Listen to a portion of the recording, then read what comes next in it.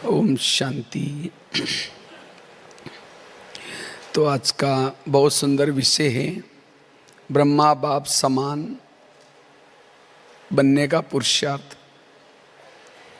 वैसे तो नया साल चालू हुआ है और ये 18 जनवरी का समय चल रहा है।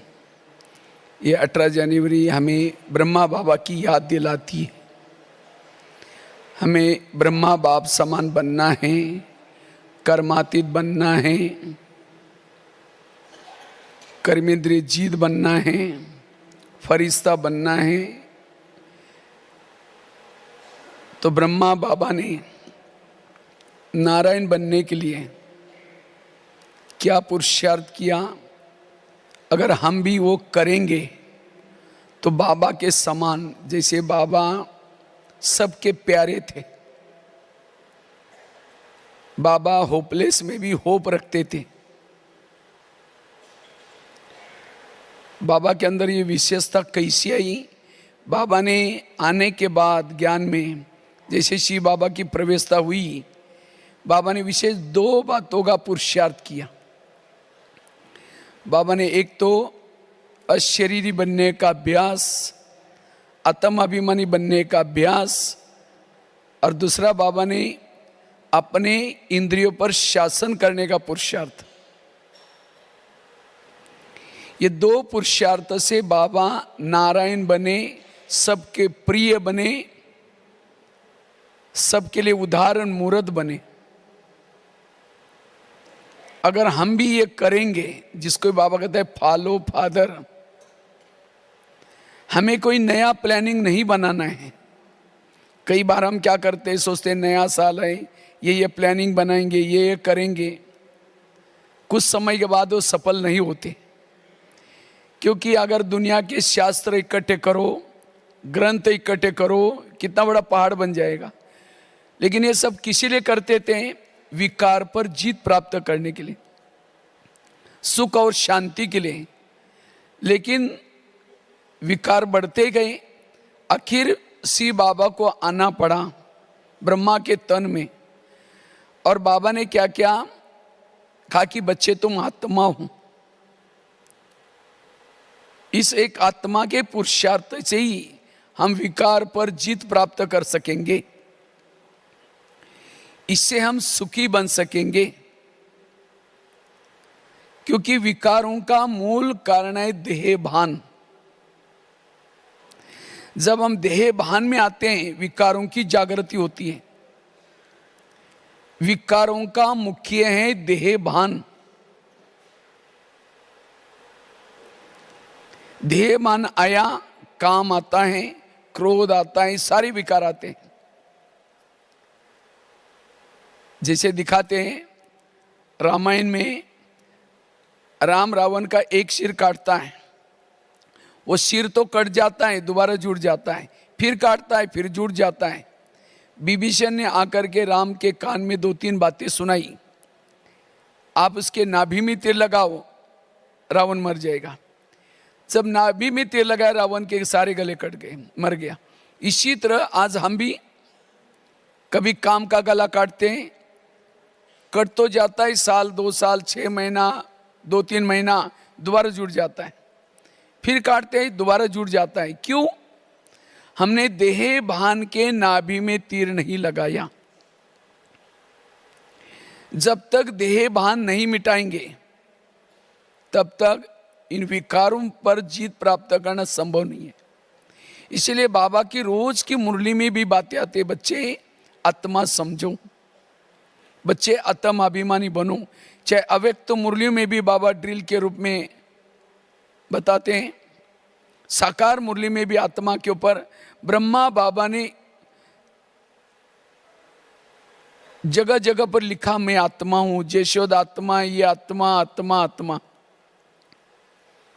क्योंकि आत्मा के स्वरूप में रहने वाला रात को सोया है, योग लगा रहता है, रास्ते में चल रहा है, योग लगा रहता है। दादी जानकी जी भी हर क्लास में कहती थी, मैं कौन और मेरा कौन। जिस दिन हम पहले कोर्स किया था, यही बात सुनी थी। और बाकी सारा जो ज्ञान का विस्तार है, ये आत्मानुभूति करने के लिए है। 4 सब्जेक्ट भी आत्मा अनुभूति करने के लिए।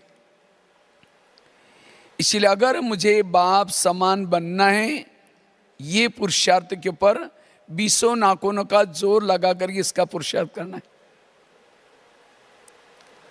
जब हम खुद को भूल जाते हैं तो खुदा क्या होता है, भूल जाता है।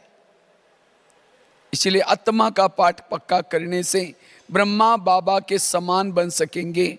आत्मा के स्वरूप में रहने से बेहद में रहते हैं। आत्मा के स्वरूप में रहने से किसी के भी दोष दिखाई नहीं पड़ते। आत्मा के स्वरूप में रहने से सभी गुण और शक्तियां हमारे जीवन में आती हैं। तो ये आत्मा का पाठ पक्का करने से ब्रह्मा बाबा के समान बनेंगे। दूसरा, बाबा ने रोज अपने बाबा की एक डायरी मिली थी, सुना है, और उसी डायरी में बाबा ने रोज अपने इंद्रियों का दरबार लगाते थे। रोज अपनी इंद्रियों से बातें करते थे। लेकिन हमारा इसके तरफ ध्यान थोड़ा कम है। इसलिए अगर हमें ब्रह्मा बाबा के समान बनना है, स्वराज्य अधिकारी बनना है, स्वयं का परिवर्तन करना है। स्वयं का परिवर्तन मतलब बैज पहन लिया, सफेद ड्रेस पहन लिया, रोज अमृतवेला उठे, मुरली सुनी, ये तो ऊपर का परिवर्तन हो गया। स्वयं को परिवर्तन करना मतलब हर इंद्रियों को बाबा के श्रीमत प्रमाण चलाना। बाबा रोज अपनी इंद्रियों से बातें करते थे। बाबा 2 बार दरबार लगाते थे, सवेरे और फिर रात्रि। अगर कोई कर्मेंद्रिय ने नहीं माना, बाबा उस कर्मेंद्रिय को सजा देते थे। लेकिन हम कहते हैं ना, अंधेरी नगरी चौपट राजा, टकेसर बाजी टकेसर खाजा। इस नगरी का राजा सोया है, उसके अंदर जोचे हो रहे हैं। अगर हमें अपना स्वयं का परिवर्तन करना चाहते हैं तो स्वयं का परिवर्तन करना अर्थात हर इंद्रियों को श्रीमत प्रमाण चलाना। जिसकी हर इंद्रिया श्रीमत प्रमाण चलती है, उसके व्यवहार, उसका संस्कार, उसके बोल सबको पसंद आएंगे। कहेंगे माता बड़ी अच्छी है, ये भाई बहुत अच्छा है। अच्छा है मतलब क्या? उसका इंद्रियों पर संयम है। और यहाँ का फार्मूला है, 100 परिवर्तन से विश्व परिवर्तन होगा। जब तक हम अपनी इंद्रियों को श्रीमत प्रमाण नहीं चलाएंगे, तब तक विश्व का परिवर्तन संभव नहीं। जिसको ही बाबा दूसरे शब्द में कहते, बच्चे चैरिटी बिगेन्स एट होम, तुम अपने घर को सुधारो। घर मतलब लौकिक नहीं, आत्मा का पहला घर है शरीर। तो क्या इस शरीर में रहने वाले सब ज्ञान में चलते हैं? आंखें ज्ञान में चलती हैं, कान ज्ञान में चलता है, मुंह ज्ञान में चलता है, मन ज्ञान में चलता है, बुद्धि ज्ञान में चलती है। जिसकी हर इंद्रिया श्रीमत प्रमाण चलेगी, उसके अंदर परिवर्तन आएगा। आज कई भाई बहनों के बहुत समय से ज्ञान में चल रहे हैं, लेकिन प्रश्न है क्या मेरा योगी नहीं लगता। कई कहते मेरे संस्कार ही नहीं बदलते।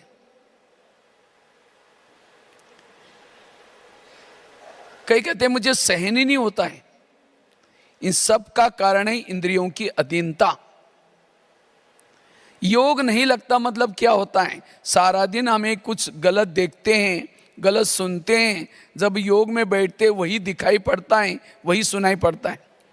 अगर हमारी आंखें योग्य है वही देखेंगी, बुद्धि योग्य है वही देखेंगी, मन योग्य है वही सुनेगा, कान योग्य है वही सुनेगा, तो ऑटोमेटिकली जब योग में बैठेंगे योग अपने आप लगेगा।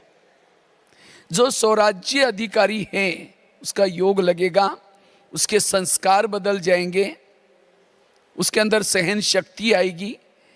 जिसका इंद्रियों पर शासन है उसके इर्द गिर्द में गुण और शक्तियां होती।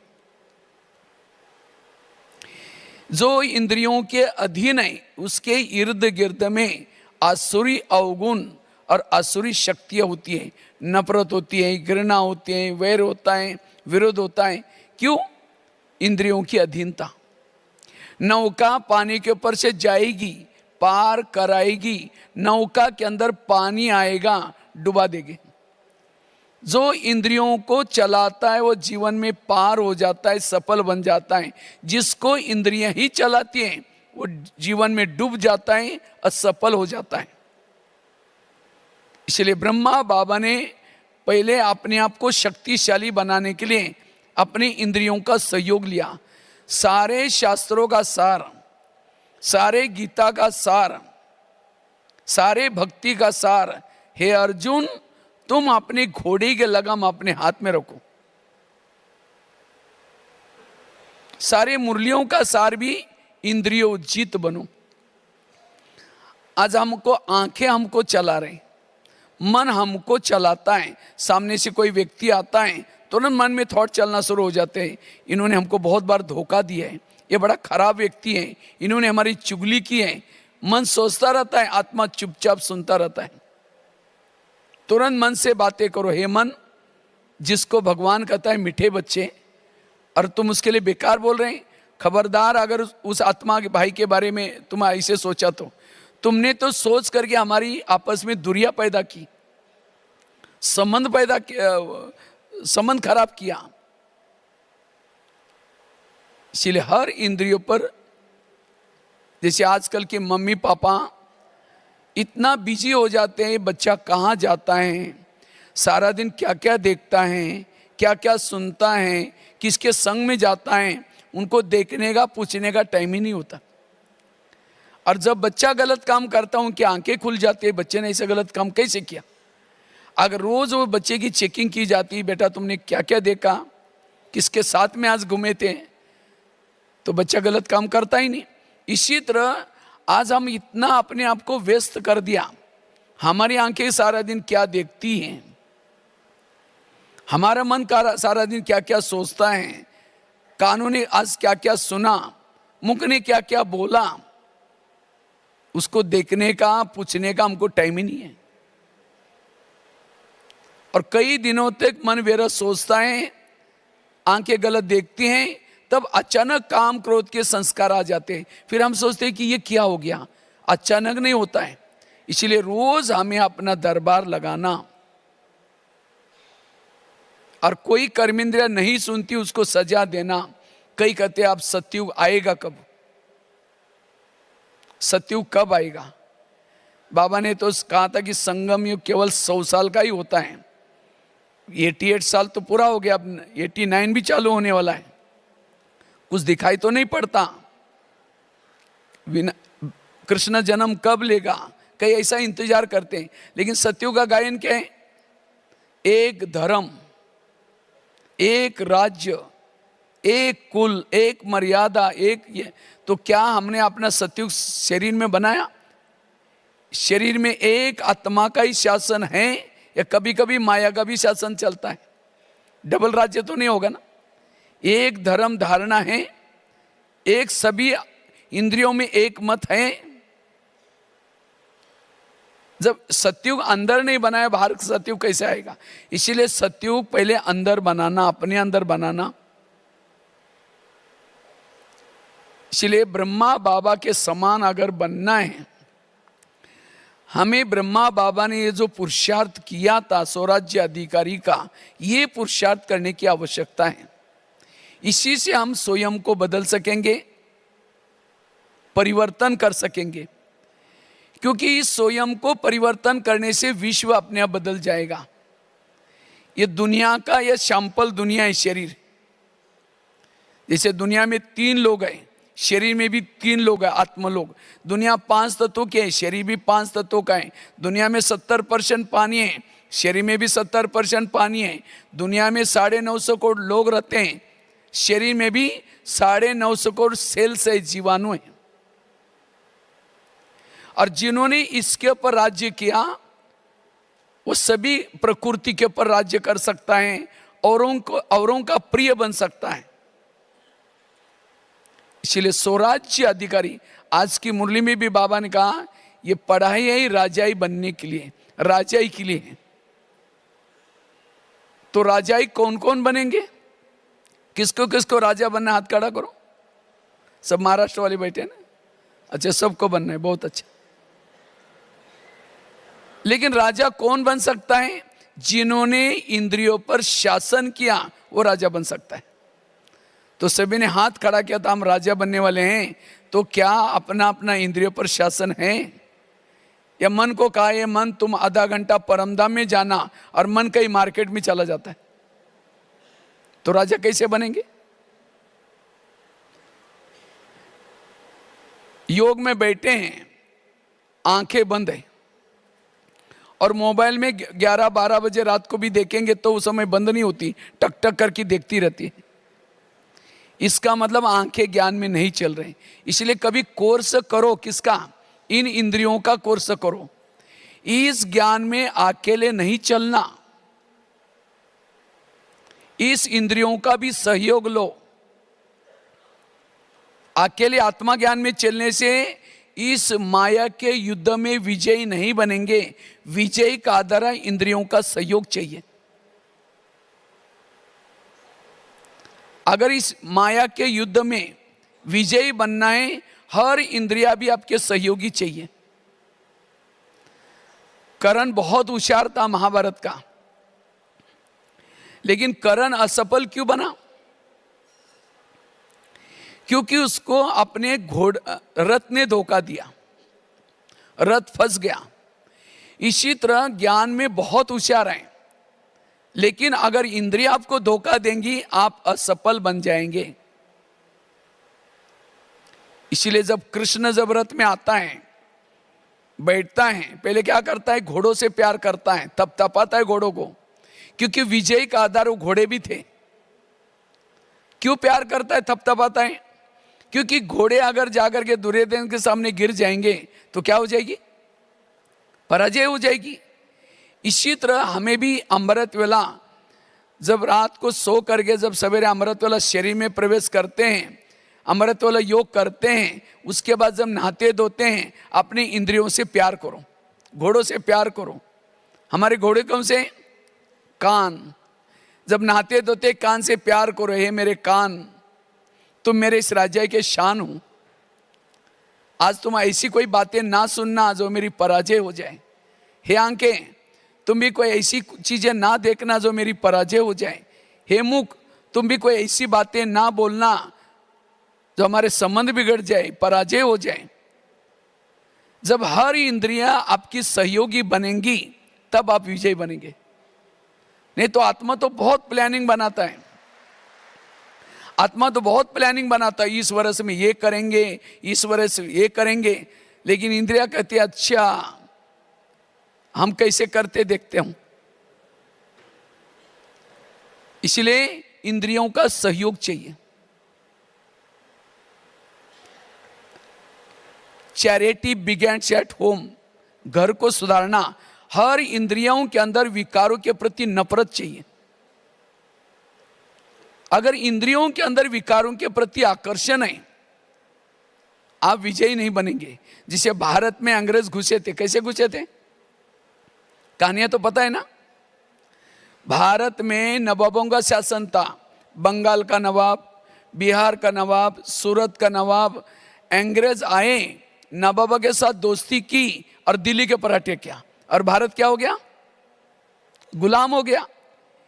इसी तरह ये शरीर भी हमारा एक इंडिया है, और इसकी राजधानी कहाँ है, ब्रुकुटी में। आत्मा राजा यहाँ रहता है, लेकिन इस शरीर रूपी इंडिया में कई नवाब है। कौन से, कान, मुख, आंखें, मन, बुद्धि, किसी का मानते नहीं एक दूसरे का। तो माया रूपी अंग्रेज आते हैं, काम क्रोध आते हैं, दोस्ती किसे करते हैं, इन नवाब के साथ दोस्ती करते हैं। कान के साथ दोस्ती कर दी, फिर मुख के साथ दोस्ती कर दी, मन के साथ दोस्ती कर दी, फिर आत्मा के ऊपर अटैक किया। और इसीलिए अब हमारा शरीर रूपी देश गुलाम है। किसे गुलाम है, माया के गुलाम है।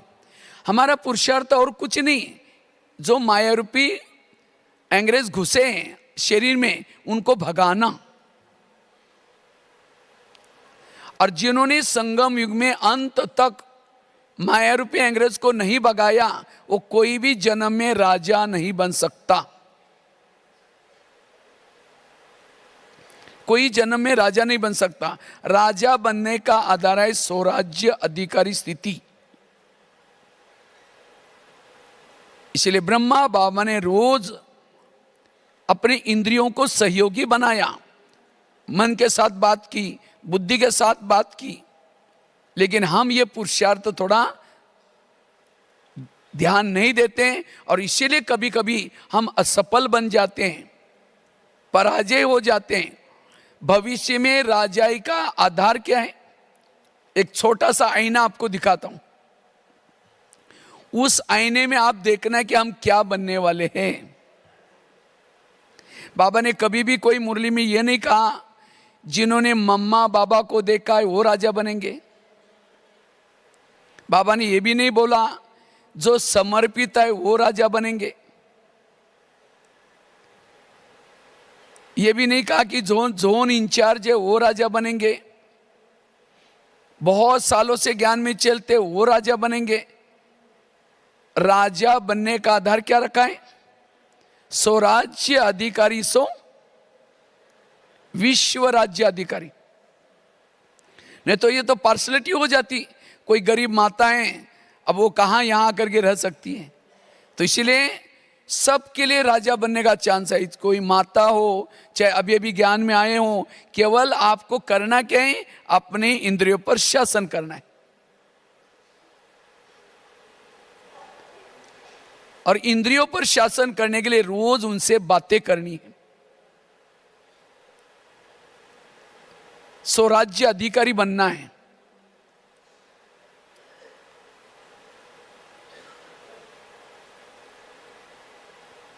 जैसे भारत में अंग्रेज आए थे, उनको भगाए कैसे? भारत की जनता को जागृत किया। पहले कहानी आती थी ना, वो जालियनवाला बाग, नमक का सत्याग्रह, दांडी यात्रा निकाली, ये सब किसी लिए किया था? जो अंग्रेज घुसे थे उनको भगाने के लिए। कुछ नारे बनाए, वंदे मातरम। कहते हैं अंग्रेज लोग वंदे मातरम बोलने नहीं देते थे, उनको तो हिंदी नहीं आती थी। उनको लगता है वंदे मातरम मतलब हमको बोल रहे बांधो और मारो, वंदे मातरम बोलने नहीं देते थे। नारे बनाए अंग्रेजों, go back Simon, go back. मुझे लगता है तब से भारत में अखबार चालू किया। अखबार नहीं चलते थे पहले। अखबार के माध्यम से कहाँ क्या हो रहे हैं इसकी खबर जाना शुरू किया। उसके बाद मुझे लगता है पहला पेपर पुणे में केसरी चालू किया था लोकमान्य तिलक ने। गणपति का त्योहार तब से चालू किया, वो भी पुणे से चालू किया था। गणपति के बहाने लोग इकट्ठे होंगे, ये सब स्वतंत्र बनाने के लिए। और तब जाकर के जनता जागृत हुई, जनता ने नारा लगाया अंग्रेज गो बैक, और तब जाकर के अंग्रेज लोग चले गए। इसी तरह हमारे शरीर रूपी इंडिया में इस विकार रूपी अंग्रेज घुसे हैं, काम क्रोध घुसा है, उसको हमें भगाना है। तो हमें अपनी जनता को जागृत करना है। हमारी जनता कौन है? ये कान, मुंह, आंखें, मन, बुद्धि। इसीलिए बाबा रोज दरबार लगा करके उन जनताओं को अपने सहयोगी बनाया। और तब जाकर के बाबा के अंदर जो कितने सारे बाबा के गुण सबके प्रिय बने, ब्रह्मा बाबा, शिव बाबा जैसे बने, क्योंकि बाबा ने ये गुप्त पुरुषार्थ किया। तो इसलिए हमें भी बाबा के समान बनना है, तो इस पुरुषार्थ को अंडरलाइन करना है। जैसे बाबा ने आत्मा का पाठ पक्का किया और स्वराज्य अधिकारी बनने का पुरुषार्थ किया, तो इसी तरह ये पुरुषार्थ हमें भी करना है। हम बाप समान बन सकते हैं। नहीं तो कहते हैं ना, अंधा पीस रहे हैं और कुत्ता बैठ करके खा रहे हैं। हम योग लगाते हैं, अमृत वाला करते हैं, मुरली सुनते हैं, और सारा दिन आंखें गलत देखती हैं, कान गलत सुनता है, मन गलत सोचता है, जितना कमाए खत्म, जमा कुछ भी नहीं। जैसे प्रधानमंत्री दिल्ली में शांति में कब बैठेंगे? जब उसके पार्टी के सारे लोग अपनी ड्यूटी एक्यूरेट करते। एक ने थोड़ा कुछ कहा, कितना हलचल बन जाते हैं। इसी तरह आत्मा भ्रुकुटी में शांति में तब बैठती है जब हर इंद्रिया अपनी ड्यूटी एक्यूरेट करते हैं, कान ने गलत सुन लिया, आत्मा की नींद फिट गई, आंखों ने कुछ गलत देख लिया, आत्मा की नींद फिट गई, दुख और अशांति हो गई। इसीलिए हमें एक एक इंद्रियों को सहयोगी बनाना, ये स्वराज्य अधिकारी का पुरुषार्थ। स्वराज्य अधिकारी सो विश्व राज्य अधिकारी। कोई ज्ञान में चलता है तो चेक करो में हम क्या बनने वाले हैं। कोई ज्ञान में चलता है, धन से सेवा नहीं करता, ज्ञान भी दूसरों को नहीं सुनाता, इंद्रियों के भी अधीन है, लेकिन तो भी रोज ज्ञान योग कर रहे हैं, वो क्या बनता है? क्या बनेगा? दास दासी। दास दासी वो बनते जो उदास रहते हैं। और उदास कौन रहता है? भगवान पढ़ा रहे हैं, सतयुग में जा रहे, देवी देवता बन रहे, तो भी चेहरे में इतनी खुशी नहीं है। क्यों? इंद्रियों के अधीन है। अधीन वाला कभी अधिकारी नहीं बन सकता, अधीन वाला कभी खुश नहीं रह सकता। उसको पता है मैं हार गया हूं, हारा हुआ कभी खुश नहीं रह सकता।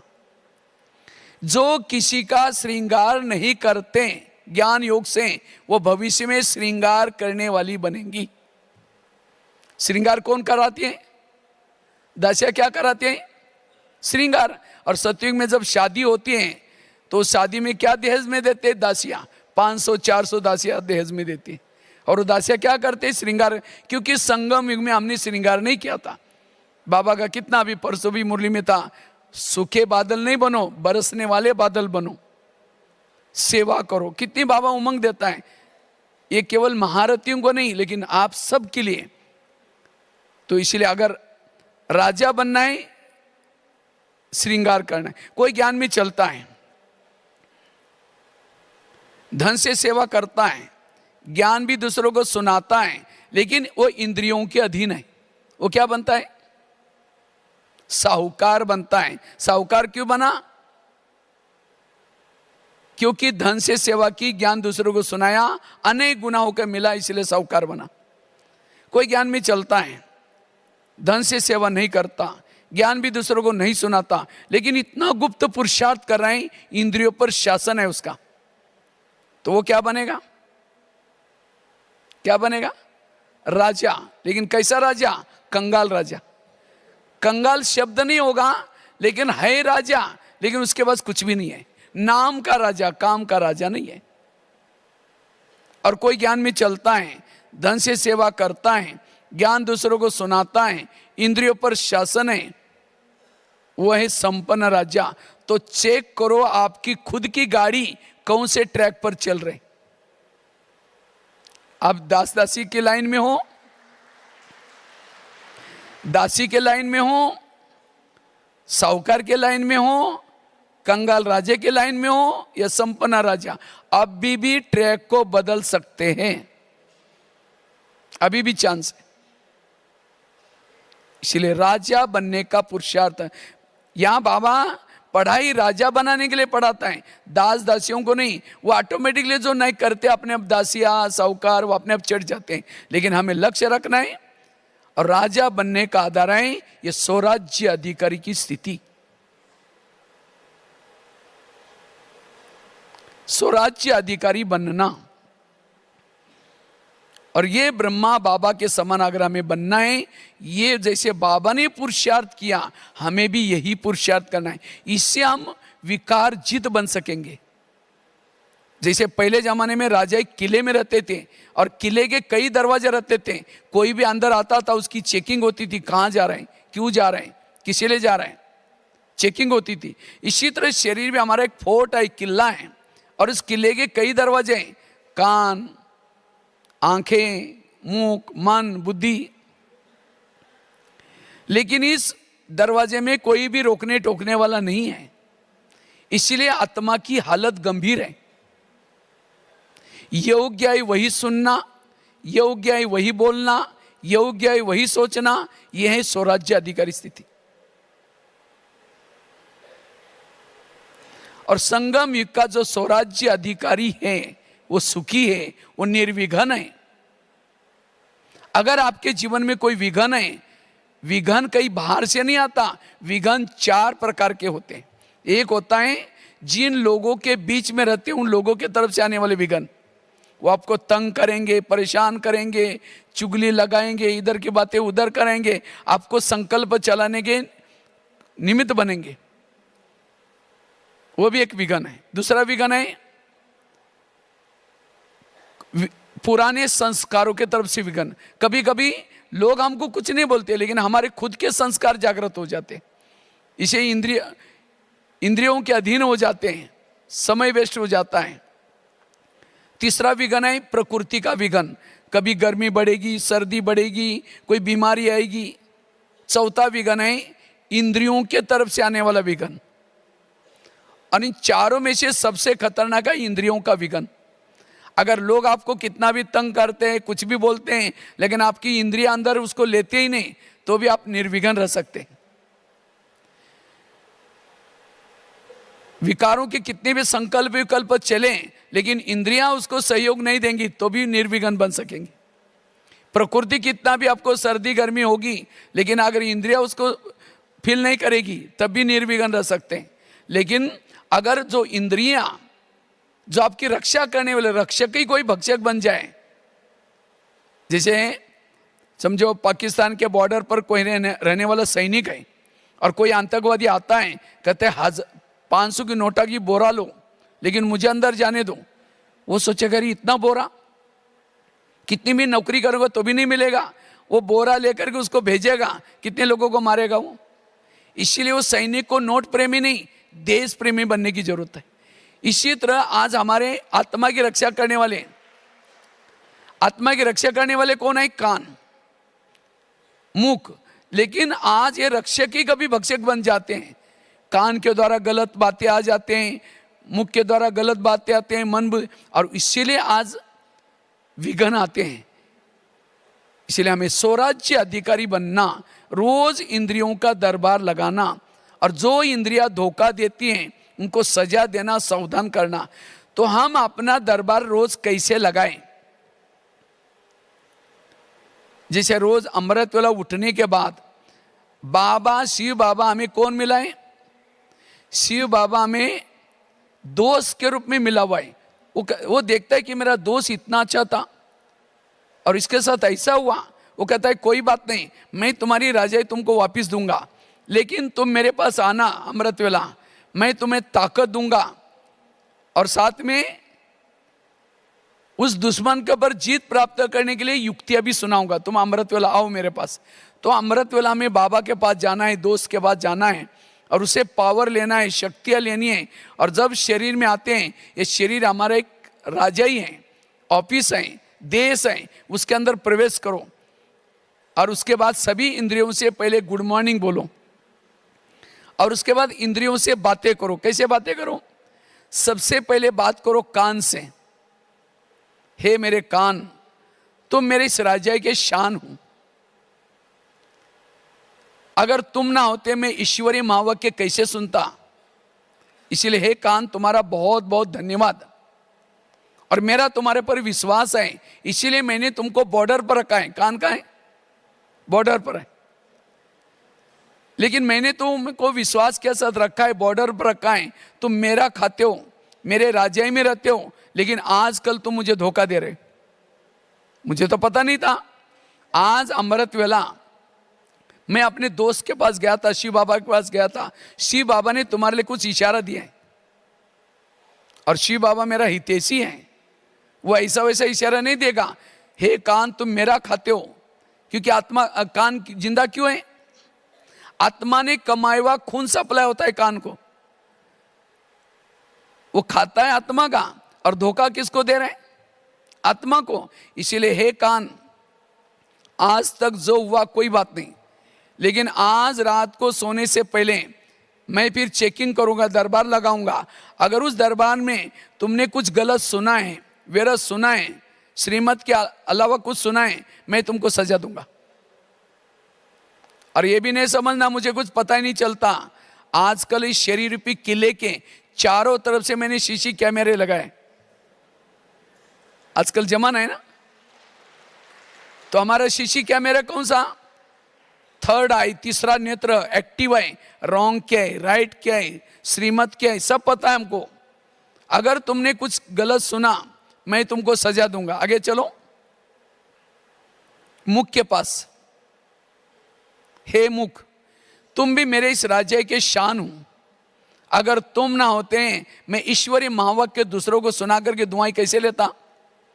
तुम्हारे कारण मैं बहुत दुआएं प्राप्त करता हूं, लेकिन कभी कभी तुम किसी का इंसल्ट करते हो, अपमान वाले शब्द बोलते हो, जिसे मेरा आत्मा भाई मेरे से रूठ जाता है, हमारी दूरियां पैदा होती हैं।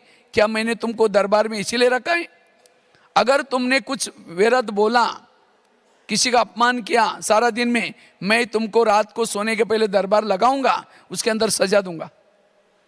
आगे चलो, आंखों के पास, हे आंखें मुझे 84 जन्म में बहुत सारी आंखें मिली, लेकिन तुम्हारे जैसी भाग्यशाली आंखें कोई जन्म में मुझे नहीं मिली, क्योंकि तुम्हारे द्वारा मैंने सत्यम शिवम सुंदरम को देखा है।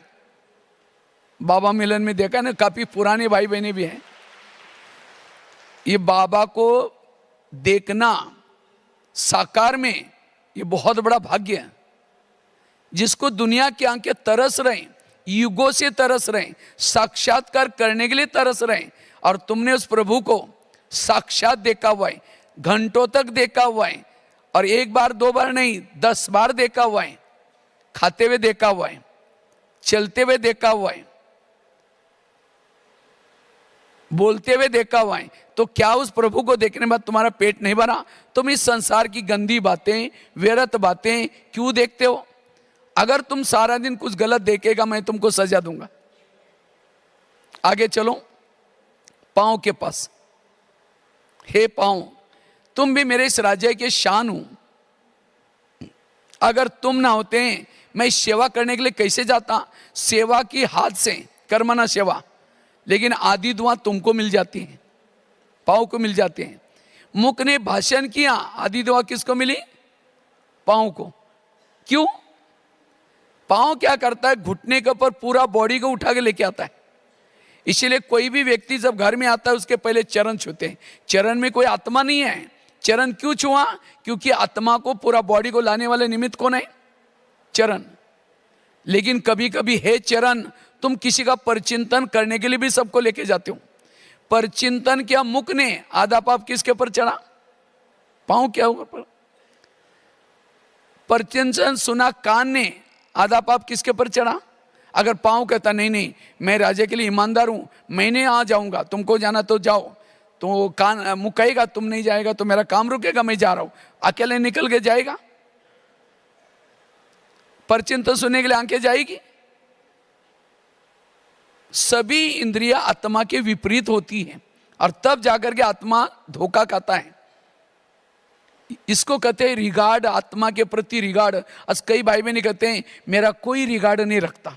क्यों नहीं रखता? जिसकी इंद्रियां उसका रिगार्ड नहीं रखती, उसको बाहर स्थूल रूप में भी कोई रिगार्ड नहीं देगा। आज कई माता कहते हैं मेरे बच्चे मानते नहीं है, पति मानता ही नहीं। क्यों नहीं मानता? क्या उसकी इंद्रियां मानती हैं? आंखें मानती हैं, मन मानता है। जब ये नहीं मानेंगे, कौन बच्चे भी नहीं मानेंगे, पति भी नहीं मानेगा, कोई नहीं मानेगा। इसीलिए इसको ठीक करो, सब ठीक हो जाएगा। प्रॉब्लम यहां है। और ब्रह्मा बाबा ने ये गुप्त पुरुषार्थ किया। बाबा रोज डायरी में लिखते थे, धोखा, जिसने धोखा दिया उसको सजा देते थे। लेकिन आज हम दूसरों को दोषी बनाती है, ऐसा करता है, फलाना ऐसा करता है, लेकिन हमारे अंदर क्या रहे? इसीलिए बाबा कहते हैं आप यहां अपने आप को बदलने के लिए आए हो, दूसरे को बदलने के लिए नहीं आए हो। इसीलिए स्वयं को बदलो। ये समय दूसरों को देखने का नहीं है, ये समय है अपने आप को बदलने का। इसलिए स्वराज्य अधिकारी बनना, और जो स्वराज्य अधिकारी हैं वो विश्व राज्य अधिकारी बन सकता है। जैसे प्रधानमंत्री को कोई गलत, कोई गाली देने वाला पत्र लिखता है, वो पत्र कहाँ जाता है? उसके पीए के पास जाएगा। पीए पढ़ेगा, क्या लिखता है फालतू आदमी, ऐसा फाड़ के फेंक देगा। मना उसका पीए हितैषी है। तो हमें कोई गाली देता है तो हमारा पीए कौन है? कौन है? कान, कान फटाफट आत्मा तक पहुंचा था, हमको गाली दी, इसने गाली दी, मन डिस्टर्ब हो गया, बुद्धि डिस्टर्ब हो गया, सारी इंद्रिया डिस्टर्ब हो गई। और सवेरे की 4 पेज की मुरली सुनी थी, उसको कान नहीं बोलता, आज बाबा ने ऐसे बोला है, आज बाबा ने ये बोला है, उसको निकाल लेता है। मना कान मेरा हितैषी नहीं है। जब आपकी इंद्रिया ही हितैषी नहीं है तो आप कैसे स्वयं को बदलेंगे? इसलिए इन सभी इंद्रियों को हितैषी बनाना। आगे चलो मन के पास। हे मन, तुम भी मेरे इस राज्य के शान हो। अगर तुम ना होते मैं ईश्वरीय ज्ञान का मंथन चिंतन कैसे करता? लेकिन कभी कभी तुम व्यर्थों का भी चिंतन करते हो, अगर करेगा मैं तुमको सजा दूंगा। आगे चलो बुद्धि के पास। हे बुद्धि, मैंने सभी इंद्रियों में से चुन करके तुमको मंत्री बनाया। बुद्धि कौन है? मंत्री। कौन सा मंत्री? ग्रह मंत्री है। पूरा शरीर का सारा कारोबार किसके पास है? समझो मन में विचार आया, मुझे फिल्म देखने के लिए जाना है, तो मन की फाइल कहाँ जाती है? बुद्धि के पास। फिर बुद्धि कहते हैं हाँ ठीक है जाओ। अब बुद्धि ने हाँ बोला तो सारी आंखें चली गई, पांव चले गए, कान चले गए, सारी इंद्रियां फॉलो किसको किया? बुद्धि को। तो कभी एकांत में बैठ करके बुद्धि से बातें करो। हे बुद्धि, मैंने सभी इंद्रियों में से चुन करके तुमको मंत्री बनाया और मुझे लगा तो मेरा कारोबार बहुत अच्छा चलाएगा, लेकिन तुमने कोई ऐसे गलत निर्णय लिया जो मेरा पूरा राज कारोबार तुमने गंवा दिया। इतना ही नहीं, तुमने मुझे रावण के जेल में डाल दिया। कि यही मेरा विश्वास का फायदा हुआ। इसीलिए आज से तुम्हें जो भी निर्णय लेना है श्रीमत के आधार से लेना है। अगर तुम्हें गलत निर्णय लेगा मैं तुमको सजा दूंगा। ये है पुरुषार्थ। बुद्धि के ऊपर control, ruling power, controlling power, उनसे बातें करना। क्योंकि राजाओं की निशानी होती है, राजा जिस शहर में रहता है सब उसका कहना मानते हैं। राजा को कोई कहना नहीं मानता, राजा उसको फांसी देता है। तो हम इस शरीर, हमारा एक शहर है, इसके अंदर रहते हैं, तो क्या हम सजा देते, शिक्षा देते हैं? अधीन है, और अधीन वाला कभी अधिकारी नहीं बन सकता। इसलिए स्वराज्य अधिकारी बनने का पुरुषार्थ। हम देखते थे, हमारी दादी जी यहाँ रहती थी, उस समय दादी जी को कई बाहर प्रोग्राम में जाना होता था, तो दादी क्या करती थी, क्लास में अनाउंसमेंट करती थी, सभी निवासी जो भी मधुवन निवासी, शांति, मैं कहीं बाहर जा रहे हूँ, आज शाम को मिलेंगे हम लोग।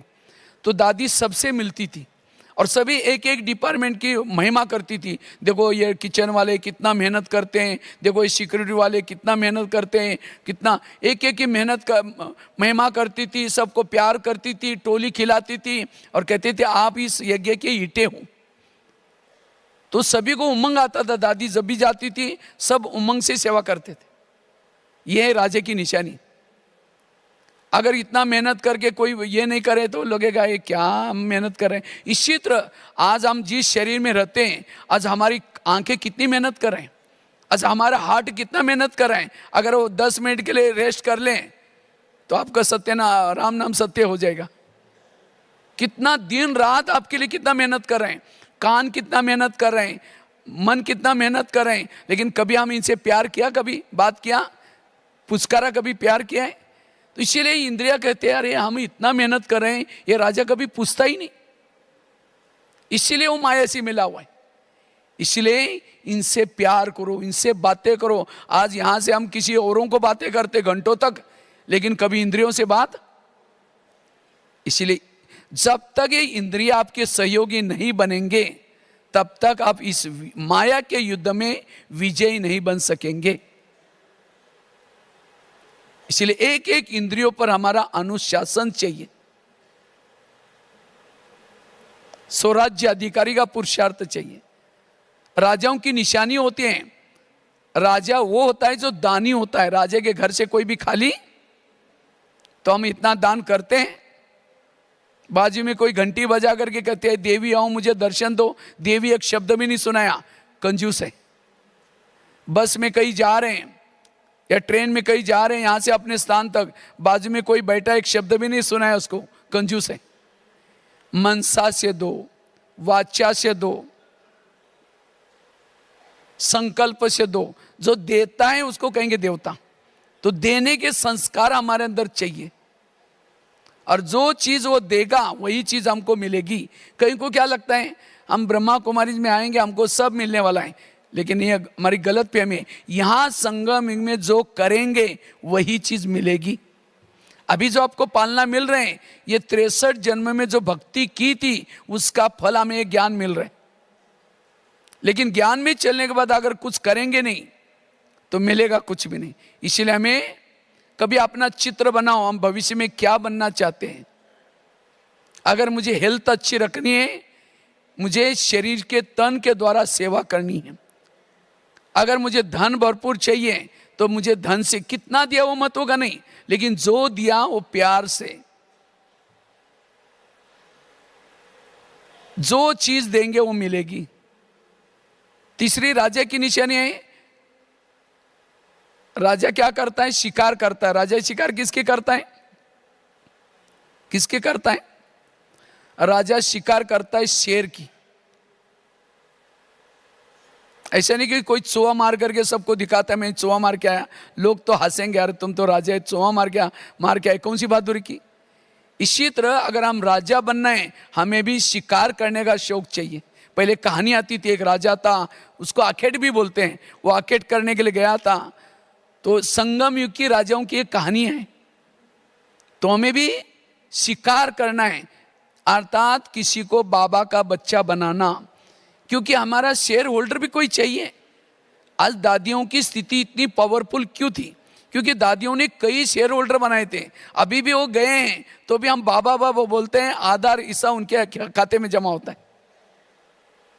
तो आप लोगों ने कितने लोगों ने शिकार किया बताओ? कितने लोगों को बीके बनाया? अगर नहीं बनाया, प्रजा ही नहीं बनाया, राज्य कैसे करेंगे? इसलिए हमें सुनाने का भी शौक चाहिए। बाबा कहते हैं चित्रों के सामने बैठो, वहीं आसपास लोगों को सुनाओ, और जितना ज्ञान सुनाते रहेंगे उतना आप व्यर्थों से बच जाएंगे, निगेटिव से बच जाएंगे। लेकिन याद रखना, शिकार बड़ी सावधानी से की जाती है, नहीं तो कई बार अखबार में आता है कोई शिकार करने के लिए गया था और शेर ने उसको फाड़ के रख दिया। अब किसी को ज्ञान सुनाने के लिए जाएंगे, आजकल हम ब्रह्मा कुमारी में जाते हैं, बड़ा अच्छा ज्ञान है, अभी चलो ना, ये कलयुग खत्म होने वाला है, सतयुग आने वाला है। कहेंगे अच्छा अभी फंस गए क्या? वहाँ बाहर का खाना नहीं खाते हैं, ब्रह्मचर्य का पालन करते हैं, सफ़ेद ड्रेस पहनते हैं, ये कोई लाइफ है क्या? इसीलिए दुनिया में अरे खाओ पियो, किसने भरमाया? ओम शांति, खुद ही आना बंद कर दिया। गए थे शिकार करने के लिए लेकिन खुद ही फंस गए। इसीलिए शिकार करने के लिए जब कोई जाता है, तलवार लेके जाता है, ढाल लेके जाता है, कई अस्त्र शस्त्र लेके जाता है। तो बाबा ने हमें शिकार करने के लिए कितने अस्त्र शस्त्र दिए हैं। ड्रामा की ढाल लेके जाओ, ज्ञान की तलवार। अगर कोई नहीं सुन रहा है, ढाल को सामने लगाओ, ये हमारे कुल का नहीं, ब्राह्मण कुल का नहीं, देवता कुल का नहीं, अपने आप को बचा के लेके आओ। नहीं सुनता छोड़ो।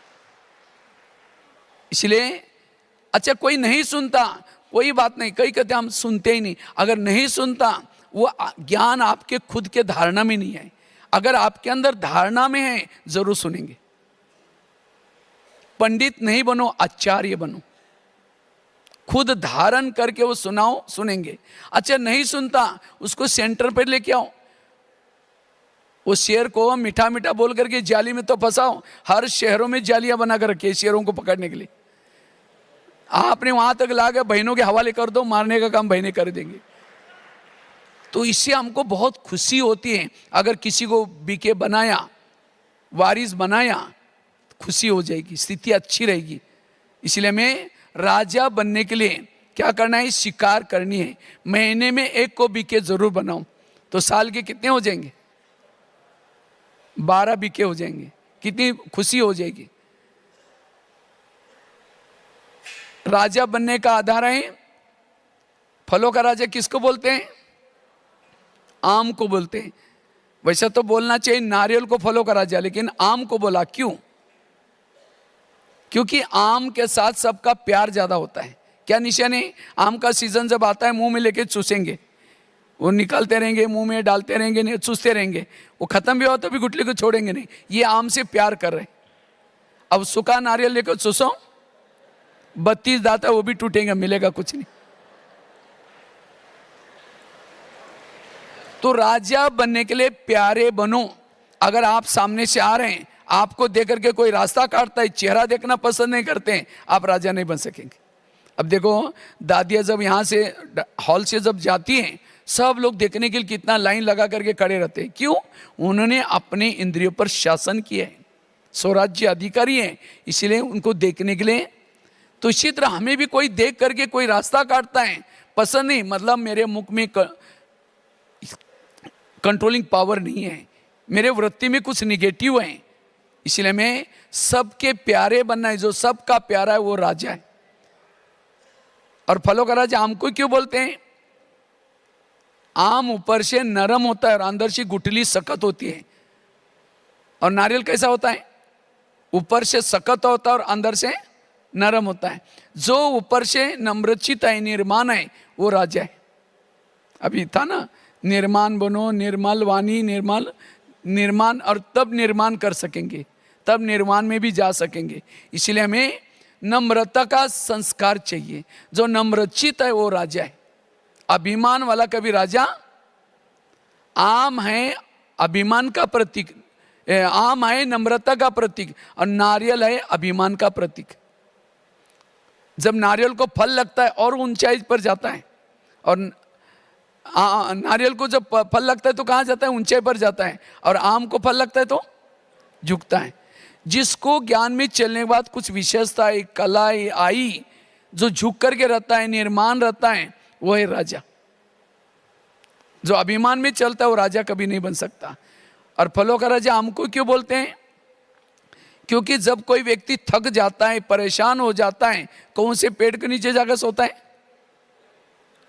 आम के नीचे जाकर सोएगा, उसकी सारी थकान मिट जाएगी, फ्रेश हो जाएगा। और कोई नारियल के नीचे जाकर सोएगा तो छाया तो छोड़ो, और ये नारियल टूट करके सिर भी तोड़ देगा उसका, सोने वाला का। अगर आपके संपर्क में कोई बाहर से, दुनिया से तंग होकर के, परिस्थिति से कुछ दुखी होकर के आपके संपर्क में आया, और आपने यहाँ की कोई उल्टी सुल्टी बात सुनाई, अरे यहाँ भी तो ऐसे लोग हैं जो पैसे देते उसको आगे करते हैं, फलानी बहन जी ऐसे है, वो ऐसे है, यहाँ की निगेटिव बातें सुनाई, वो कभी राजा नहीं बन सकता। राजा बनने के लिए दूसरे का दुख हारो, सबको छाया दो। इसलिए इस वर्ष में अगर राजा बनना है, ये स्वराज्य अधिकारी का पुरुषार्थ करना है। इससे हमारे अंदर बाबा के समान जो ब्रह्मा बाबा के संस्कार थे, बाबा के अंदर जो विशेषता थी, वो विशेषता आएगी। इसलिए इस वर्ष में, इसलिए भक्ति मार्ग में क्या करते हैं? नारियल को तोड़ते हैं। केवल नारियल का फल ला करके रखते नहीं, मूर्ति के सामने रखते नहीं, उसको तोड़ेंगे, उसका पानी डालेंगे, तोड़ करके सामने रखेंगे। इसी तरह ये आत्मा हमारी जो है, आत्मा नारियल का प्रतीक है। यह आत्मा का प्रतीक नारियल है। जैसे आत्मा का कलर लगभग केसरी होता है, दिखाते हैं हम लोग। और आत्मा में 3 शक्तियां होती हैं, मन, बुद्धि, संस्कार। इसी तरह नारियल को भी 3 होल होते हैं, और नारियल का कलर भी लगभग केसरी होता है। लेकिन नारियल ऊपर से कड़क होता है, और अंदर, उसके अंदर पानी होता है, खोबरा होता है। कितनी भी बीमारियां लग जा, कोई बीमारी होती है तो नारियल का पानी पीने से कई बीमारियां ठीक हो जाती। इसी तरह आत्मा के अंदर ओरिजिनल संस्कार, शांत स्वरूप, आनंद स्वरूप, शक्ति स्वरूप अच्छे हैं, लेकिन अब हमें उस संस्कार को बाहर निकालना है, जो ओरिजिनल संस्कार को बाहर निकालना है। इसीलिए नारियल को हमने बाबा के सामने रखा हुआ है, किसी ने 10 साल से, किसी ने 20 साल से, लेकिन तोड़ा ही नहीं। बाबा प्रसन्न नहीं होगा। इसलिए इस वर्ष में हमें क्या करना है? अपना नारियल तोड़ना है, अर्थात ओरिजिनल मेरे शांत स्वरूप के, आनंद स्वरूप के संस्कार लाना है। और उसके लिए ये स्वराज्य अधिकारी का पुरुषार्थ। अगर हमें संस्कार को बदलना है, स्वराज्य अधिकारी बनना है, बाबा ने 3 तकत दिए। एक है भ्रुकुटी का तकत, दूसरा है बाबा का दिल तकत, और तीसरा है भविष्य के राजा का तकत। भविष्य का राजा का तकत वो ही लेगा जिन्होंने बाबा के तकत पर बैठते हैं। बाबा के तकत पर वो बैठते हैं जिसकी हर इंद्रिया वश में है, जो स्वराज्य अधिकारी हैं। जो स्वराज्य अधिकारी हैं वही बाबा को पसंद आए और ऐसी आत्मा भविष्य के राजा बनेंगे। इसीलिए इस वर्ष में हमें जो ये 18 जनवरी में हमें क्या करना है, जैसे बाबा ने ये 2 बातों का पुरुषार्थ किया, इसी तरह में रोज अपना दरबार लगाना और चेक करना कौन सी इंद्रिया मुझे धोखा देती है, और रात को सोने के पहले दरबार लगाना 10 बजे। सबसे पहले कान से पूछो, कान तुम्हारा चार्ट कैसा रहा, तुम्हारा बहुत बहुत धन्यवाद, 7 बजे तुम्हारे द्वारा मुरली सुनी थी, लेकिन 12 बजे कोई माता जी आई थी और तुमने कुछ गलत बातें, सेंटर की बातें, कोई बहनों की बातें सुना रहे थे, तुमने नजदीक जाकर सुना था, और क्या हुआ, और क्या हुआ। मैंने उस सीसी कैमरे के रिकॉर्डिंग में देखा है। तुम्हारे लिए सजा मतलब कैंची लेकर के कान को काट करके नहीं फेंको। जैसे वो एक ये था ना, जिन्होंने आंखें निकाल दी थी, सूरदास, वो हमारी सजा नहीं, हमारी सजा अलौकिक है। तो कान को कौन सी सजा दो, दोबारा मुरली सुनो, क्योंकि जिस कान में ज्ञान डाला है, तो भी ज्ञान अगर भरपूर होता तो कान व्यर्थ ना सुनता। तो इसीलिए सजा कौन सी देना, दोबारा मुरली सुनना। आगे चलो मुख के पास, मुख तुम्हारा चार्ट कैसा रहा, समझो कान ने दरवाजा खोला, दुश्मन को अंदर कर दिया, मैं तो 5-6 दरवाजे के अंदर बैठा हूं आत्मा, तुमने अपनी ड्यूटी ठीक करना चाहिए था, तुमने भी बोला वो बहन जी ऐसे है, वो भाई जी ऐसा है, वैसा होता है, इसीलिए तुम्हारे लिए सजा कौन सी, कल के दिन तुम्हारा कारोबार बंद, मुख का मौन, ये है सजा। इसलिए अपने आप को बदलना। ये जैसे हमने भक्ति मार्ग अलग है, भक्ति मार्ग में गए, पूजा की, कथा सुनी, चल पड़े, ये राजाई की पढ़ाई है, और इस राजाई के पढ़ाई में हमारी हर इंद्रिया हमारे वश में चाहिए, और जिसकी इंद्रिया वश में है उसके इर्द गिर्द में गुण और शक्तियां होती हैं, और जो इंद्रियों के अधीन है वो नफरत करता है, घृणा करता है, गुस्सा करता है, काम क्रोध ये सब आते हैं कैसे, इंद्रियों के अधीन होने से। इसलिए स्वराज्य अधिकारी का पुरुषार्थ जैसे बाबा ने किया, हमें भी यही करना है। ये हमारा पहला लेसन है, फर्स्ट लेसन ये है। तो स्वराज्य अधिकारी बनेंगे तो जरूर हम बाप समान बन सकेंगे।